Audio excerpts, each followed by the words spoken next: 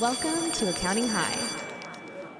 When I grew up in this profession, it was very much client comes first, firm comes second, you come third. You can't talk about your personal life, and there's a lot of bias in the system, all kinds of things.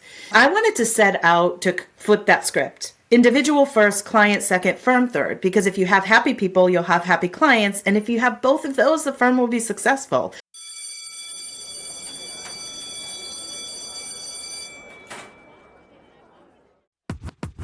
Hi, class is in session. It's time for Shoperations at accounting. Hi, class is in session. It's time for Shoperations at accounting. Hi, kids. Hybrid teams, for Pete's sake. I'm trying to manage through screens, but I can't figure out which Zoom window's my next meeting.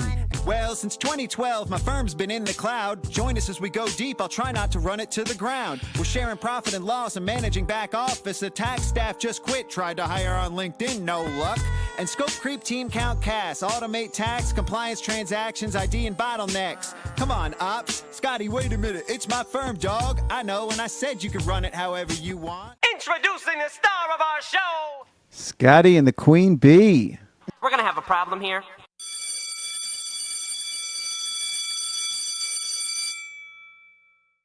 Oh, students, you're in for a treat today. We have the Queen Bee wearing her crown. We got Carla McCall. She is the managing partner of AAFCPAs. She's also the chair of the AICPA. We got a ton of acronyms. First, I want to clear up the air here. When you were introduced to me, Carla, it was by our dear friend, Byron Patrick. Yes. And he told me, Carla runs a CPA firm. It's Accounting AF is what she calls it. Accounting AF. Now, do you care to elaborate a little bit on this? I know, that's so funny. I remember when he first told me that, and I was like, that's perfect. Maybe we can formally change our name. That's awesome. awesome. I thought that was the real name until I looked at it and I was like, this is a bunch of last names that they threw together and put before CPA. Is that right? What does it really stand for? Yeah, so it was our founder, and then he brought on two partners very early on when he formed the firm after he started it, and it's just the first initials of their last name. We don't go by that full name anymore. We've been AAFCPAs for a while now, and yeah. But hey, I like Byron's suggestion better, so why not? Yeah, well, I guess that's his suggestion. I thought it was like underground thing that you guys were using just to make it cool, because that was, but that was the lead-in, and that was also how he introduced you, because this is new for the AICPA to have somebody that's going to wear a hat with a marijuana leaf on it on my show as the chair. That's perfect. Like this is what accounting needs, is people to cut the edge or get close to the edge. And it sounds like that's what you're doing. So I'll ask you a question. You've answered this question a few on other shows, and I might go a little bit deeper, but I love your answer. How you got into accounting, how you became a CPA, and you can go back as far as high school. Yeah, yeah. I mean, everyone thinks it's a course that drives you there. I had a course, I did well on it. That wasn't really the driver for me. I had influence of a friend who was 2 years older than me, who went into accounting and came back and said, you need to go into accounting. You can make a lot of money. And I happen, right? It's all about the money. And, I happen to have a significant influence in business with my family, owning a small business. My grandmother started an insurance agency in 1948. My whole family worked there. So I've been around business. I've been around small business. And then it was sort of a natural for me to say, okay, let me go look at business schools. This friend went on to become your husband too. Is that right? Yeah. Okay. Yes, I did say he happens to be my first husband. Yeah. But it's all about the green. Like in the beginning, you have to, and you're one of the honest people that answers this question. A lot of people will give me different answers on the show.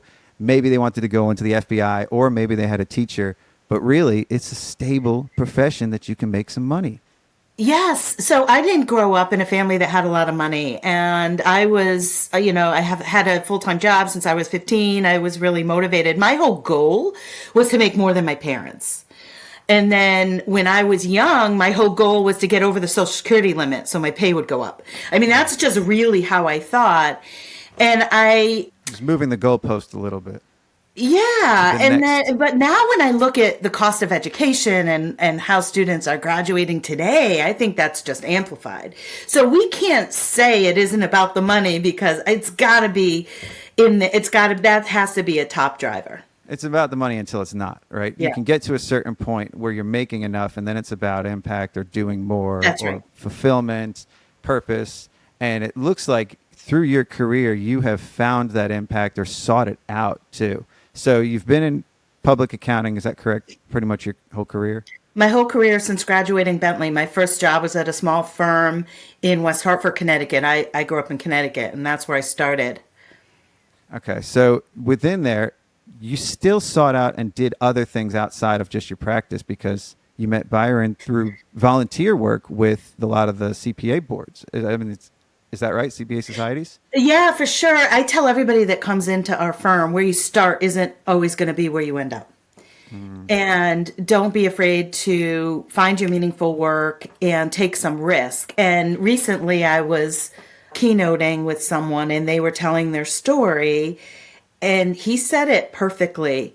My experiences and my journey has prepared me for this moment. And I think that so resonated with me because as I'm reflecting on my own journey, I started out in tax. I fell in love with the relationship building in this profession. That's why when I moved to Massachusetts, I wanted to become a partner. I knew I wanted to be a partner because I loved the relationships. I overnight, when I came to AAFCPAs, became a nonprofit auditor, worked my way up to partner. But where I really shine, and my partners will tell you this, is in leadership, vision, strategy. I'm creative, and I help other people be better. And that was my calling in this profession. And they say you're a way better leader than you were an audit partner. Oh, okay. Better than an accountant per se. So you were not the one that sat at your desk, did the work quietly. You don't seem like a quiet person anyway. I am not. Yeah. And a young college student asked me once, what made you choose tax versus audit? And for me, this is my own experience, is tax was very more independent in the office, less client contact. When I got to the assurance side and advising clients and they call you and it was more FaceTime with clients. That's what I fell in love with, was the relationship building. Yeah. And we're in a trust business, right? So we have to build relationships to build trust. And when you have those two, you build influence. And that's when you really take off. Yeah. So the impact that you were having and working with clients, were you working with clients directly, or was it mostly with the management when you first started out? Yeah, no, I mean, I worked for a small firm in West Hartford, and the managing partner was so progressive. He was on the front end of technology integration, and when it was coming out, like even when, dating myself a little, but when we got our first computer, right, an email was created and all those things, and he was so far ahead and allowed us to get involved. And so I was out with clients in the field. That's the beauty of a small firm, is that you get your hands in a lot of different things and you get broad experience. But I was able to meet with clients almost from day one, with clients, with the partner, observing. I absorb a lot. I learn quick, and I have a really good memory. And so that time being around clients directly with a partner as a staff and then as a senior, very young in my career, was very impactful for me. How about pay? As you were working there, were you rising up and making more because of this initiative that you were showing and ambition? Or did you hop on to move to another firm for the pay? No. So I haven't told this story. You're going to be the first person I've told this story to. Yep. So you get the exclusive, Scotty. Right. I was moving up in that firm, right? So I was there for 5 years. I had just made manager. And I was dating a guy, so I was already divorced. I was dating a guy, and he got transferred to... You divorced the one that told you to make some money in accounting, right? We can thank him still. I know, right? So I was dating a guy who got transferred to Boston. We were living together at the time, so he's like, do you want to go? And so I decided to follow love, and I gave my notice. And I remember the managing partner coming into my office, and I'll circle back to this in a minute, but he said, I don't want you to go. Give us 6 months, right? And he even shared, he would drop these, like he dropped this little cartoon off. It was like a little Dilbert or something, and it was like basically saying, oh, the grass is greener over there, but when you looked over, it wasn't really green. Like he was really trying to convince me to stay for 6 months. And I said, no, I'm going. And the irony of that is after 6 months of being in Boston, I was looking for a job. That's how I landed at AAF. He got transferred to New York City. Oh. And I did not follow him to New York City. And so he and I have a laugh over that to this day. He's like, see, I asked for 6 months and you could have given me 6 months. But I picked the right firm because I've been given every opportunity to lead and create and be in this role I am today. So you followed the green, but then followed the red for the love. And the Red Sox, too, I guess, if you follow them. But you followed the red, you found your way there, and in Boston, you found a home at AAF, I guess. Because how long have you been there? Oh, since 1996, I guess. So a long, long time. So it's only my second firm. And I picked them because, you know, when I was interviewing at the time, you know, our industry is cyclical. There's employee markets and employer markets, right? And yes. when I was looking for firms at that time, I was interviewing with a bunch of different firms. And the founder, Herb Alexander here, was the only one who was willing to have a conversation with me about the partner track. And that even included a woman. One firm had a woman partner who interviewed me. Back in the time, that was very rare, women partners, right? Everybody was saying, oh, we have one, right? And he was the only one who was really transparent. But what really sold it for me was they had teams of autistic adults. They were disabled adults that had jobs at AAF, right? They came in with job coaches. It spoke a lot about the character. And what I came to learn is that giving back and community service was in their DNA, just part of who they were. And that really resonated with me. So you saw the action. It wasn't just the talk of Right. we're going to do this or we have this one woman partner. It's here's what we're doing and here's our plans. And that was early too. In the 90s, like how old were you at that time? I mean, do you care to say? I don't know, 25. In your 20s. Yeah. Yeah, So my 20s, yeah. Mid 20s. And you're looking at becoming a partner.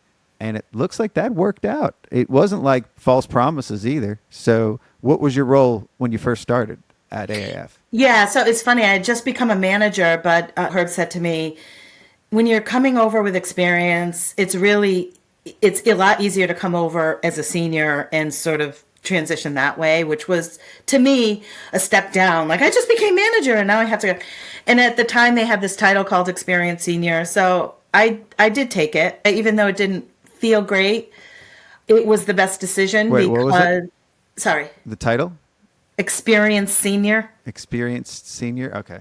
Yeah, we don't even have that anymore, but it didn't feel great, but ended up being the right decision because I really did need to sort of get into the detail, meet people at their level, and sort of earn their trust. Since I already had 5 years somewhere else, I was the unknown. I'm coming in. Who is she? And I became a partner after 6 years with the firm. In 2003, I became a partner. 6 years. That's not too long. So you probably hustled hard in those 6 years and you probably did a lot to earn that spot. How many partners are there at the firm? Today? Back then, how many partners were there? Oh, And then- and yeah. then There today? were maybe, let's see, 5. Okay. And the size, revenue-wise, at the time? Oh, gosh. Don't know.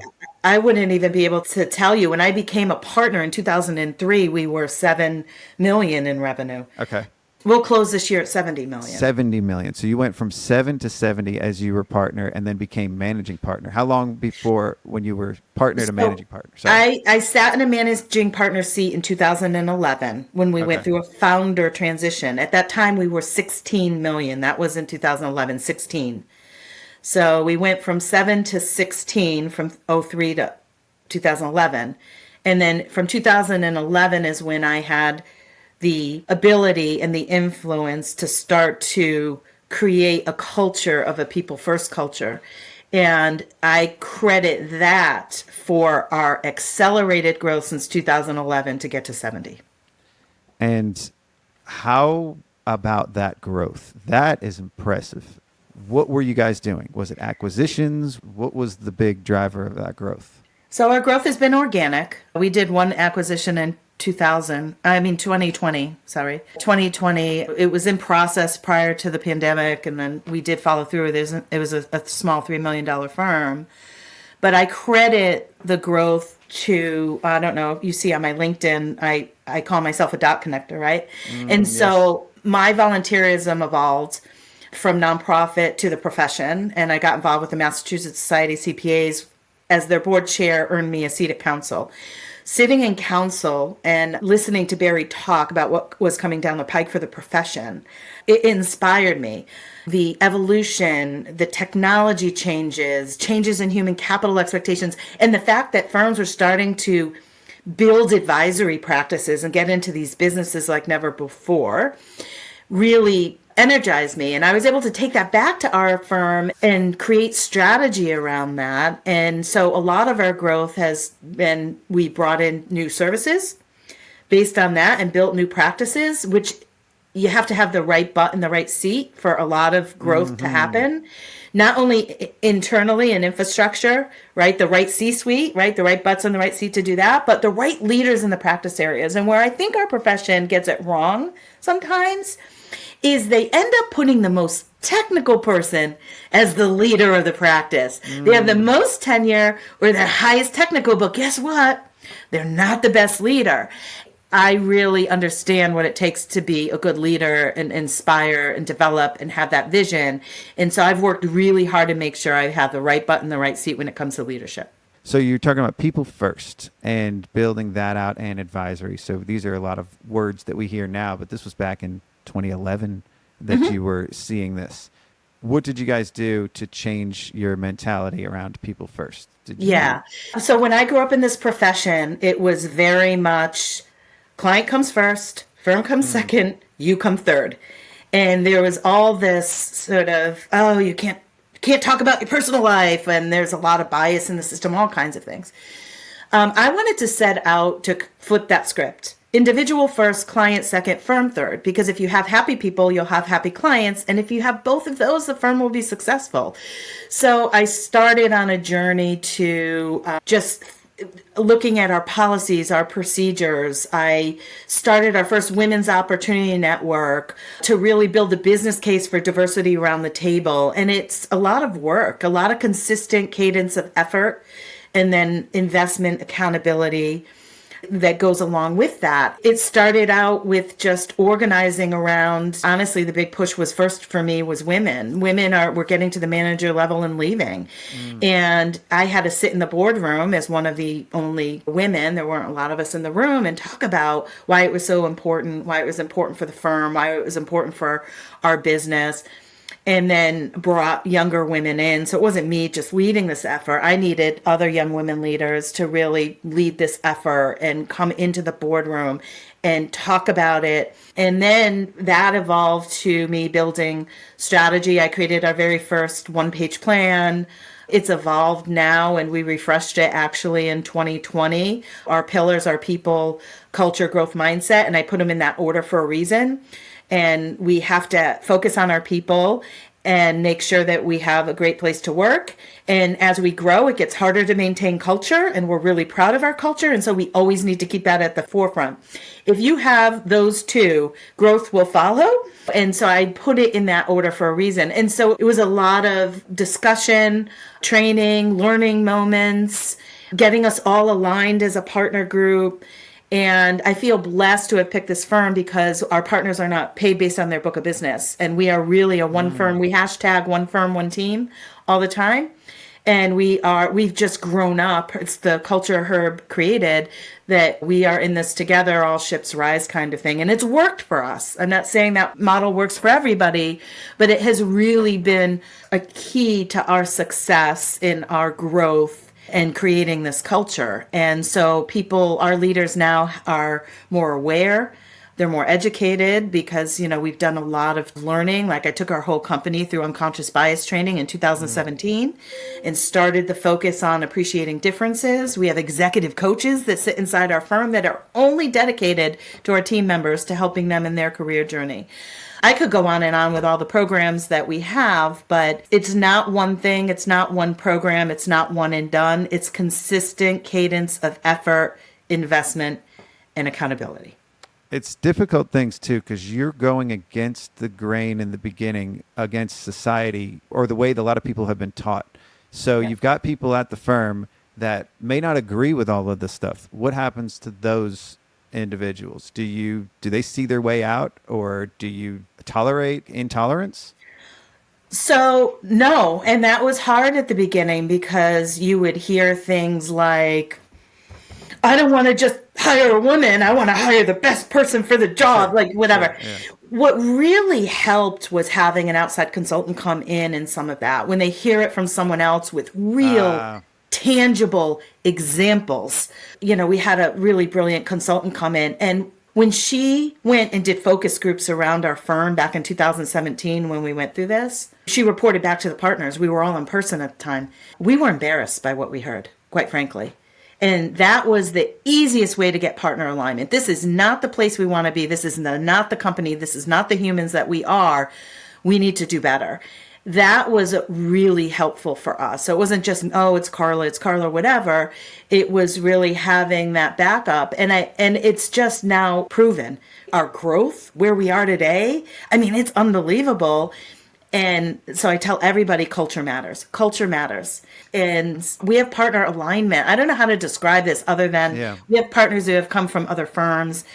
And when it's sort of this eat what you kill, you work against each other. You don't have the same high collaboration and camaraderie and alignment of the partner group. When you have alignment of the partner group around strategy, it is magic. Yeah. And everybody's rowing in the same direction, and everybody is winning together. And any setbacks, everybody feels it together. It's not as lonely. Yeah, I mean, if people don't align with our values, then they should go work somewhere else. I mean, I tell all the students I go talk to, listen, there's lots of ways to get a career. Like, I did not go to a Big Four. I know a lot of universities push the Big Four. I had wonderful experience at a small firm because I got exposed to a lot of different things, which was hugely valuable for me in my leadership journey. What's most important is that your values align with the company values. So take some time to think about what your values are. How do you want to work? Where do you want to work? What opportunities do you want? And I tell everybody that comes into our firm, my job is to help you find your meaningful work. And where you start might not be where you end up. So grant yourself grace, move around, take some risks. Find a place that is going to allow you to do that. Culture is queen, right? As said by the Queen Bee. That's How did you get the name Queen Bee? Who anointed you with that? So my partners nicknamed me that probably early in my managing partner days. I like to say B is for beautiful. Sure. Beautiful. It's stuck with me for as long, and so I made it it's so funny when I go onto Google Meets, that's my name that comes up because it's my Google handle. But anyways. It's your rap name too, so if I ever work on a rap with you, that's going to be your rap name as well. Awesome, I love it. Yeah.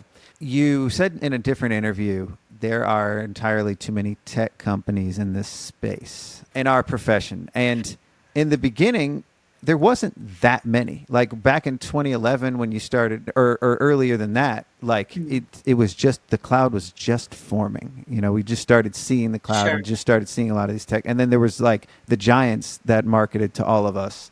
So you've seen this rise of the tech companies. I personally think that we're going to see a consolidation, or we're starting to see that.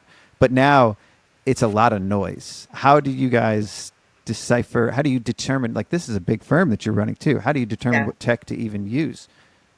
Yeah, that's a good, I think in one of them they said, if you had endless amounts of money, what would you do? And I said I would create one platform that plays with each other, that can make us work smarter, right? So you need a tech strategy. I mean, the amount of emails, the pings, the LinkedIn stuff that I get for some new products that's going to change my life, it's easy to get distracted. So I rely on we have a technology team, and they're not all technologists, right? Our COO sits in there, our CIO, and people from our tech team that are working with AI and Gen AI.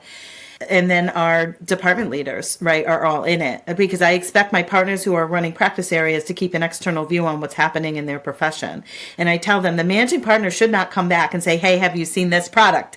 That should be on your radar, right? But we need to do it in a smart way. And so I think if you have sort of the diversity around the table to think through these, and the decisions aren't made in a silo, because we also want to make sure that we're capitalizing on the efficiencies, right? So if our outsource accounting practice is going to buy a budgeting software. They call in our CFO. Let's look at this together. Does it make sense for the firm? And does it make sense for our clients? Should we consider this together? We have a technology practice that is doing systems. They do system selections. They work with Gen AI, robotic process automation. They're building bots and all this stuff. We lean on them a lot for looking at systems and what makes sense and things like that. And then we hired a transformation director last year who's a complete rock star. And so it's the coordination of the groups and making sure that what is our ultimate objective? What are the pain points? What's the problem we're trying to solve? And let's focus on that. Any good consultant will start with root cause problems, right?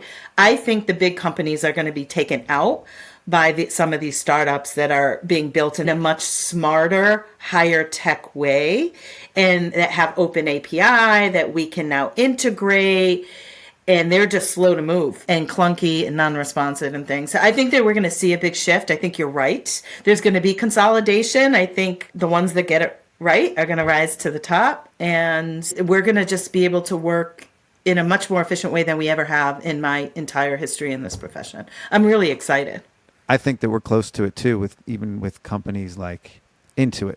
But then that brings the question of, you've got companies like Intuit that are, you've seen their latest ad. Yeah. You're leaving me? For a TurboTax expert who charges me less but gives me more. Sing it, Adam. A tax pro, she's been thinking twice. Best believe TurboTax will beat your price. This is a tax break. It's time to move on to a TurboTax expert. This is a tax breakup. This fall, switch to a TurboTax Live expert and we'll beat the price you pay. So in some ways, it's like we've always been afraid of the larger tech companies in the back of our mind, that they were going to take over for us. Everything's going to be automated. Accountants, that's always been my biggest fear, is that everything's going to be fully automated. So we're left with just the relationship with the client. But if the tech companies are going to go after that too and try to tell you to fire your client or fire your accountant, they're marketing directly. And I think that's always going to happen. But what is your opinion or take on that as the chair of the AICPA too? Well, I think you have to be careful of biting the hand that feeds you. Is that a saying? Yeah, it's definitely a saying, yes. Listen, I think there's a place for smaller technology, but we live in the gray. In our profession, we live in the gray. There's interpretations. You have to understand whether you're in tax or audit, right? You're making judgments. We're in a judgment profession sometimes, right? Not everything is black and white. There are some things that are black and white, but there's a lot of things that are around strategy, especially in the tax side, right? And so for the clients that are more complex, they have multiple things to think about, integrations, companies, individuals, pass-through. You're not going to get rid of that human element. But is there a way to work smarter as far as how we get the information, so we're elevating our brain power to the advisory, for the advisory of where we really add value, right? We're not adding value to a client by just keying things in. It really is, what are we synthesizing about their business? How are we being connected to them as business advisors? And how are we helping them save money, plan for the future, find efficiencies, all these other things? You can't get that from a technology platform. You just can't. I look at some of this technology as it's a tool in our toolbox that we need to partner with. And the firms that are able to do that are going to be the ones that are going to really thrive. Tell me about your revenue breakdown at the firm. How much of it's tax? How much, whatever you know offhand, how much of it's tax? How much of it's assurance? How much of it's CAS? You're so funny because Byron clearly didn't tell you. I'm not in the details. I tell my CFO and my treasurer, if we have a problem, let me know. I'll figure out how to fix it. So I'm the same way. So I didn't expect to know the answer, but give me a rough breakdown. Yeah, well, I will tell you, our CAS practice is one of the shining examples of significant growth. So I started our practice, 6 years ago on my own with our CFO at the time. And it was, I would say, it was an epic failure and a false start. How many years ago? 6. Okay, 6 years ago, and it was an epic failure. Let's hear that. Yeah. Yes. It was an epic failure because it wasn't the right people. So I told you I have a skill for the right people in the right seat, but you have to also know when it's not the right person in the right seat, right? So it just wasn't done right. I am a visionary. I have ideas, but sometimes I walk away too soon. I don't know if that makes any sense. It makes perfect sense. Yeah. Okay. And people, I had people in my ear, why are you doing this? It's bookkeeping. Why are you doing this? It's bookkeeping, whatever. But what I heard is the opportunity. When I was sitting in those council meetings, listening to Byron Monson, it is an opportunity, and I knew the potential that it had. So what I did is recruited a woman I knew from Bentley, in a Bentley executive club I was in, and she was an amazing leader. And I recruited her in to fix my mess. So she was Deloitte trained and then was a public company CFO, and she has a really cool career. And she came in and she knew people, process, technology, 3 legs of the stool. I have to build something to scale. And she sort of rip and replace, and she scaled it to 10 million in 5 years. And so it'll close this year at 12 or 13 million in 6 years. It's significant growth. And so we're 70 million. That practice is about 12 or 13 million. We have a wealth management practice, which has been doing amazing. And then we have a technology practice, which is probably 4 or 5 million in revenue. They do cyber, process improvement, system selection, and then Gen AI, data analytics, and I said process improvement, robotic process automation. So the tech team that you have internally, the R&D team or that tech team, is that also the department that's working with the clients too? That tech team is a client-facing team. Okay. We have a separate internal IT department that works with the firm. However, we use our bot people to write bots for our firm. So how do we work smarter? So they've done a lot for our finance department. Gen AI with our marketing department is using Gen AI and Copilot for a lot of things and things like that. And so they're sort of the group they're very sought after, by the way. Everybody's going to them with all these things. And in our audit practice, they've written bots to go at what we used to have humans do, reach into the website, pull down information on government funding, fill in the work paper. It does all that automatically now. And so we're able to sort of make that more routine so we can elevate our people's brain power. Assurance is 60% of our firm. So we're a little bit different in that respect, Scotty. And when I started... Does that include tax or just... No. Audit? Okay. Yeah. So it's assurance is about 57, 58%, somewhere around there. I call it 60. The rest is tax and the consulting I mentioned. Tax, our CAS practice, our wealth management, and technology. Where does advisory fit into all of those? Is it just layered on all of them? That's a good question because we're just about to shift that strategy. Advisory sits in our tech practice. It sits in our OAFC, which is our CAS practice, and then in our tax and our assurance, right? So it's split right now, and we're bringing it all together to have AAF advisory services. So we're going to put them on one team because there is a shift in this rapid pace of change. And it's funny, when you mentioned cloud, I was like, oh my God, it just seems like a few years ago, everyone was trying to get to the cloud. And now everyone's trying to figure out how to harness Gen AI, right? And so bringing our advisors together, there's some overlap in skill set. There's capacity in certain departments, and they're not as coordinated as they could be to walk alongside the client as they're going through their own evolution of change and issues. And so we are in the process of sort of bringing those together. Okay. So they're going to is it going to sit above the clouds? Is that right? So maybe you have one person in that advisory and they're pulling pieces from all 3 of those areas. Yeah, and they need to understand each other's skill sets, their businesses, their ideal clients. I think we're a little disjointed now where they don't know. And I have some examples of that where I've suggested, this CFO who sits in our tech practice is perfect for this project over here in our CAS practice or our cannabis company, right? And I'm making the connections, and that shouldn't be me making those connections. They should be connected so that Sometimes it's hard to connect the dots when you're in the middle of all the dots. You have to be able to see them all. Yes. You have that viewpoint or perspective that you can connect them all, but the people in the middle, it's hard. That is true, except I have leaders that are going to meet now on a regular basis. They're going to talk about those leaders should connect those dots. Yes, pipeline, go to market, all of these strategies, and I think it's going to accelerate our growth as a firm. That's dope. And are you hiring new people, or are you elevating people from the different areas of the practice for that advisory arm? Both. Both? Okay. Yeah, both. So we have some people internally that, including partners, who really want to focus on advisory. And so they are rolling up their sleeves and building advisory practices in some areas that it's not formal right now in our firm. We do it more ad hoc. We've also hired externally. For example, in our company CannCount, that is solely focused on the cannabis industry, we just brought in an operations guy, right? He ran a cannabis company, right? And so we're combining our financial expertise and acumen we have in the firm with the operational piece to bring our clients more value in how to find efficiencies and accelerate sales and increase margins and things like that. And in having that operational advisor in our C-suite there is like hugely valuable. So it goes beyond the accounting then. You're hiring people outside of that and people that are running businesses. How many different niches or practice lines do you guys have? Like industry verticals? Yeah, it's interesting. So if you look at our firm, we're probably 50%. Well, this isn't, I don't call this a vertical nonprofit.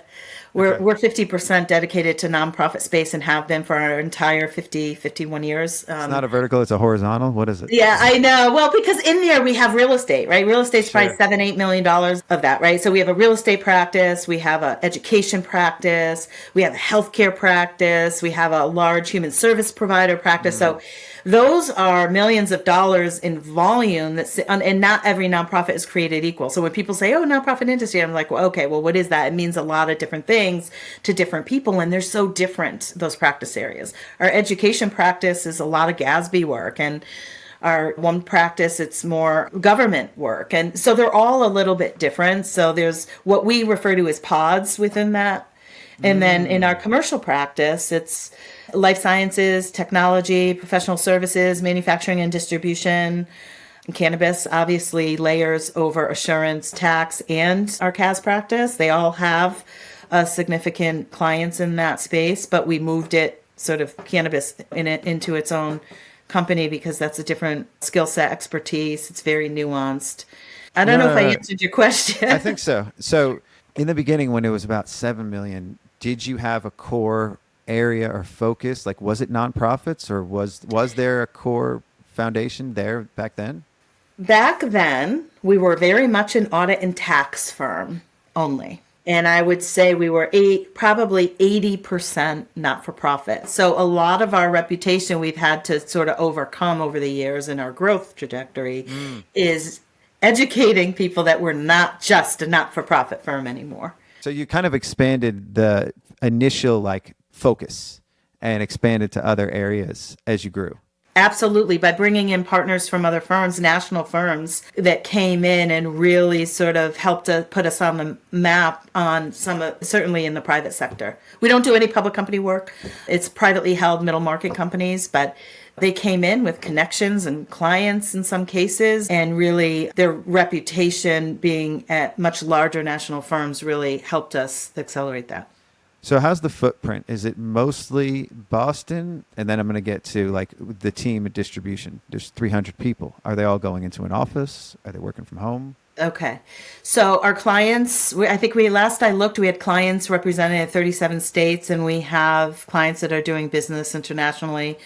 My partner who's in charge of our tech practice is in Germany because he has a client in Germany and has had one there a long time and he had to go there. So we have clients that are doing business all over the country. So yeah, in 2021, I took the firm to a work from anywhere model. I knew that the world of work had changed and that we weren't going to go back, and that we needed to figure out how to manage a remote workforce because we had an opportunity now to hire anywhere around the country. So we have employees that sit in 21 or 23 states right now. We hire for talent, not based on location. There's no office mandates, though we have some people who come in, and we try and promote intentional time. So there is I totally agree. It's easier to build relationships and all that when you're in person, but it shouldn't be a butt in the seat for sake of a butt in the seat. So I don't understand strategies around come in 2 days. We don't care what 2 days, just 2 days. Some cases they're tracking it. It has to be intentional time. Even going to a client site these days should be intentional. What are you doing with the client, the meetings, the value? What are you getting out of that time together? And so I'm really proud of our team because they're trying different things. We have pods that bring in their people for in-person days where they all come in at the same time. We have teams that are, encouraging to come in to review jobs and things. When they go to a client, making sure that there's intentional client face-to-face time. You're not just going to a conference room to sit there and email, right? And the complexity of this is that we're in a one-size-fits-one environment. And so what works for the manager might not work for the senior, which might be different for the staff. And so what our executive coaches have done is really help us have these candid conversations and open conversations about how people learn. Are you a visual learner? Are you an independent learner? What's your learning style? How do you work best? What in-person time is meaningful to you? And then you figure it out. But it takes more time, more planning, and more open and honest conversations. And so I'm not saying we're perfect. I think we're still figuring it out, but I believe we're smart people and we'll be able to figure it out and have no plans in going back to mandated office time. Okay. Yeah. And you never got rid of the office or anything like that. People are still going in. Right. I mean, I'm waiting to downsize the space. We're in a lease. Does it look like a ghost town now if you go walk in there? Yeah. Unless there's alcohol, food. Yeah. A party, or teams come in and coordinated team time, but it's, if you go over a course of an entire year, from an owner perspective, not worth it, right? Right. No, and there's intention with using the space for those reasons too. So then people will associate it with a good time. If that's what's involved every time they go there, they're like, oh, I don't mind going into the office. We're going to go have a party. Yeah, and I have some people who say I don't like going to the office because since we don't see everybody all the time, I feel like I waste more time because it's like, oh, how are you? And you're catching up with everybody. Yeah. Yeah. Well, and so you miss little nuances of that too, but it's very hard to make a decision on that because usually the person that's making the decision, it's what they want too. Like they want to be in the office, so everybody else has to. Or Yeah, one of my managing partner friends said it best, like, they don't know what they want. I want to come to the office because it's so much easier to review. It's so much more efficient if we just talk through it. But, God, I felt so unproductive driving for 45 minutes to meet you there. My team says the same thing. It's really hard, right? So, and you got to be intentional with it and you got to be able to do things. But it's hard because we don't know. This is all new for everybody to have that choice, too. Like most of the time in life, you didn't have a choice. You were told you had to be here and you had to go in. Yes. And there is a personal responsibility that you have in a hybrid or remote working environment. I tell everybody who comes into our firm, it is a privilege, not a right. And you have to have the right skill and competencies to be able to be effective in a remote environment. And self-discipline. Yes. A lot of self-discipline. That's right. Because it's easy to be distracted. And let's talk about distractions. We spent most of the time talking about the firm, but you do other things too. The chair of the AICPA, how much time does that take out of your busy schedule? It's a lot. I've been traveling almost every week for them, but luckily with technology, right? Technology is a blessing and a curse. You can be connected from anywhere. I've shifted some of my responsibilities. I have an amazing COO here, an amazing executive board. People have taken on some things, but I've kept my sort of highest and best use. That's vision and strategy and meeting with my partners, and I prioritize that time. And so I've been able to make it work. It is a 1-year term, so almost halfway through it. So we'll see, but it's been amazing travel. As chair of the AICPA and co-chair of the association, I've been able to travel all over the world. I've gone to Dubai and Germany and London. I'm going to Shanghai in November. To promote the profession that I love on a global stage is like really incredible. And being able to influence leaders in our profession here in the United States about how to work smarter, how to get creative, how to do things different, how to be authentic, how to look at your business model to evolve it. Because I've evolved our business model. I've evolved our governance structure, our culture. We need to have great places to work. And so I We could do a whole nother podcast on the pipeline with you, but we can attract all the people we want into the funnel. But if we still don't have great places to work, or that we're still working the way we do with these ridiculous hours and weekends and no life and all this stuff, people aren't going to stay. They're not going to stay. And so we need to figure out how to do it better. I think technology is really helping us leverage that, but it takes the infusion of technology takes us to think differently, right? Mm-hmm. We can't rely on the hour, because you know what they're going to do when people are more efficient? You got to work more because your hours are lower. It's a dumb model. And so I've been really trying to work to change that. To how do we get to measure output and performance of people and the profit they bring to the firm versus an input of hours, which are, by the way, never real. And we're working on that to figure that out. And that required us to upgrade major systems in our firm so we have the good data to be able to do that.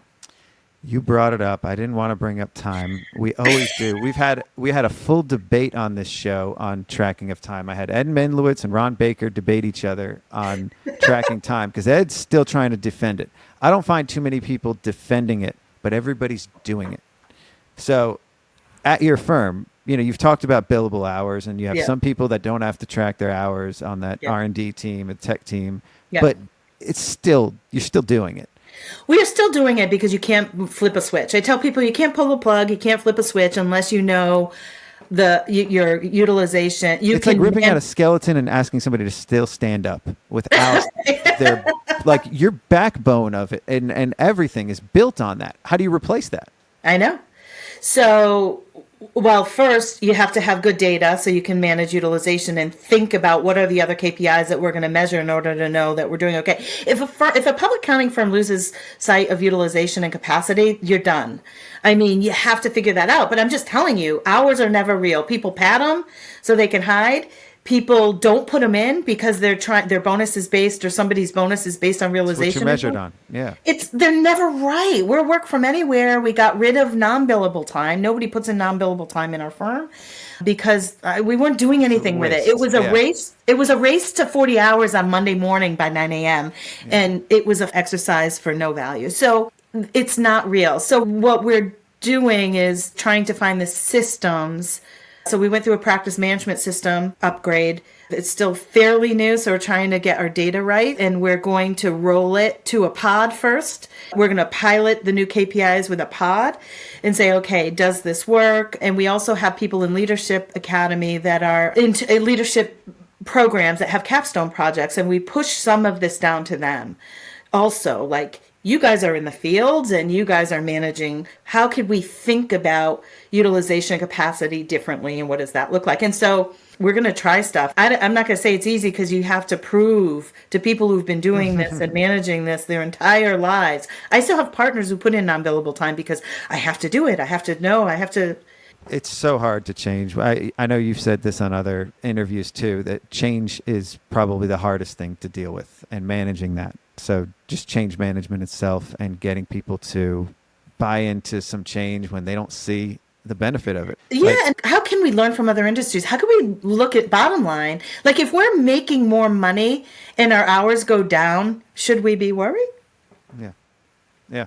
And I get Ron Baker trying to get us to really look at our pricing. I've taken a lot of the concepts that I've heard from him over the years and looking at subscription-based pricing and value pricing and all of that. We've moved the needle quite a bit. I'm really hopeful. It's in our vision plan, get rid of the billable hour, right? We have a vision plan 2030. I want to make sure that we are all aligned and we have the right KPIs in place, but I know we can do it because we're smart. This is what we help clients do, right? Solve problems. Yeah. Well, and you've also said it's a crutch too.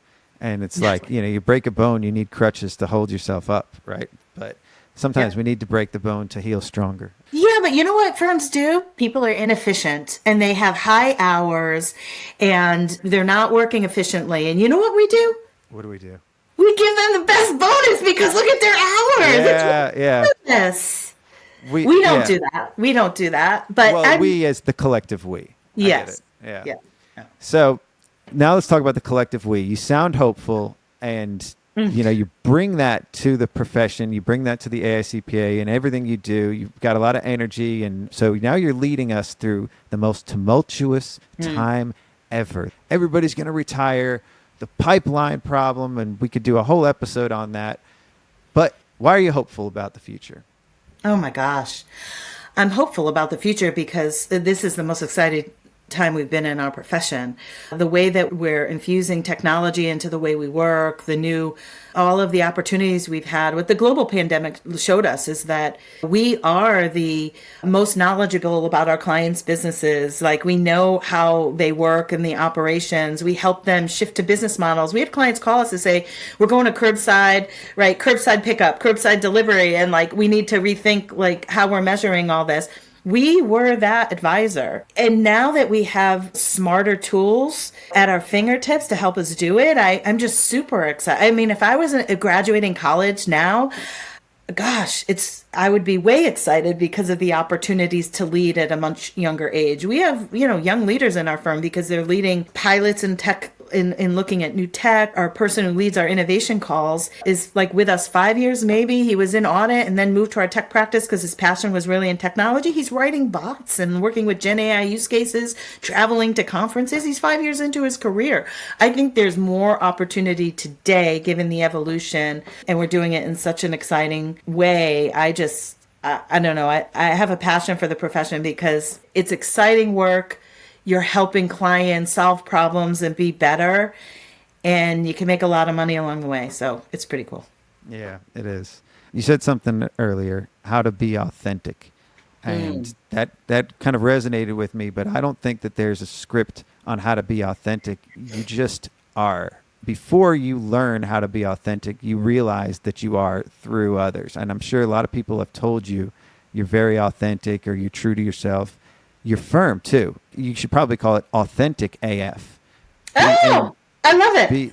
Because you guys, it started with, that's why you took the job, because they did what they said and they said what they did and their actions spoke louder. And I'm sure that's what you could probably attribute to a lot of the changes and the growth and advancements you've made within the firm too. It's pretty impressive. So how do you be authentic? Yeah, I gave a talk for the Mass Society of CPAs on authentic leadership, and one of my directors at the time was in the audience, and she said, what you said really resonated with me. You said, if you are in a situation where you need to make a decision and you're asking yourself, what would so-and-so do? You're probably not being authentic to yourself. She said, I do that. I say, what would so-and-so do, which happens to be the partner in her practice area. Even though I know the answer and I know how I would approach it, I feel like I have to fit somebody else's narrative. And that was my issue as a leader. I'm not the same managing partner leader than I was when I first started. And it was candid, brave, intentional feedback from an audit manager that I was working with at the time that changed the trajectory of my leadership style, that allowed me to find my authentic self. And it's been sort of magic ever since. And so I tell people that you need to not be, if that's happening, you're probably not being authentic to yourself. You should feel good and comfortable about what you're doing. And you need to be in an environment that is accepting of differences and not trying to fit you into a mold of everybody has to do it the same way. I hate one size fits all. I hate mandates. You can get to more than one way to Rome or whatever, well, more than one road to Rome, right? And when I was growing up in this profession, the partners would sit there and say, oh, you should have said this, you should have said that, you should have done it this way, you should have done it that way. Oh, do it this, da, da, da. And they're trying to make you do it their way, right? And I remember so vividly being a new partner in those early years and taking jobs over from some of the senior partners, and the clients would be like, that was an awesome presentation, way more succinct than so-and-so. It was great. And that gave me the confidence to know, you know what? My way is okay. I don't have to do it the same way as somebody else. And so I tell leaders, check yourself if you're trying to tell people how to do it your way, because you need to grant some people some grace. You need to give them the opportunity to fly, to fail, to make mistakes. I've learned a lot from some mistakes I've made over the years, and you need to grant people grace to find their own way.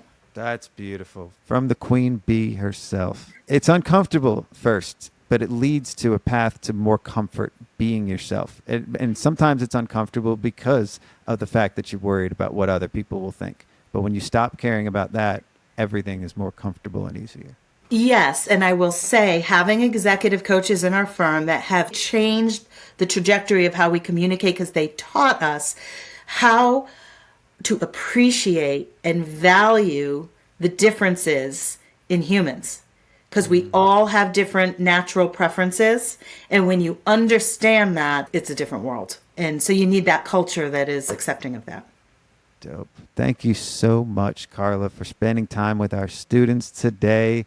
It was awesome. We didn't get to talk about your hat or anything like that, but this is Accounting High, and our students appreciate that. And they're going to go get high under the bleachers after class. Cool. Dope. Thanks. Peace out. Class dismissed.